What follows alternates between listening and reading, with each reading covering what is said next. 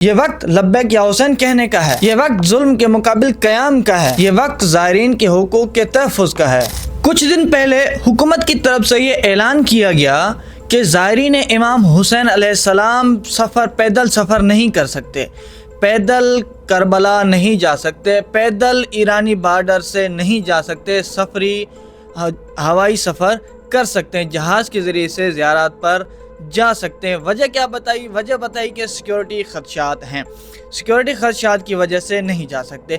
تو اس کے بارے میں علامہ راجہ ناصر عباس جعفری صاحب نے 1-2 دن پہلے ایک کانفرنس کی۔ اس کانفرنس میں بھی حکومت کو کہا کہ ہمیں یہ نہ بتایا جائے، سیکیورٹی خدشات ہیں راستے میں، ہمیں یہ نہ بتایا جائے۔ ہم وہ قوم ہیں جو عباسی حکومتوں میں بھی، اتنی بڑی ظالم حکومتوں میں بھی اپنے ہاتھ کٹوا کر اور اپنے بچے شہید کروا کر بھی زیارت امام حسین کے لیے جاتے تھے۔ تو اس کے بارے میں راجہ ناصر عباس جعفری صاحب نے ایک ٹویٹ کیا ہے کہ میں تمام عاشقان امام حسین علیہ السلام سے اپیل کرتا ہوں، وہ قافلے جو کراچی سے ہمدان بارڈر کی طرف جاتے ہیں، ہمدان بارڈر سے جاتے ہیں کربلا، تو تمام عاشقان امام حسین علیہ السلام ان قافلوں کے ساتھ رواں دواں ہوں، ایک بڑے اجتماع کے لیے، ایک بڑے مارچ کے لیے تیار ہو جائیں۔ تو تمام عاشقان امام حسین، تمام زائرین سے میری گزارش ہے کہ اس ویڈیو کو زیادہ سے زیادہ شیئر کریں اور ہمارے چینل کو سبسکرائب بھی کریں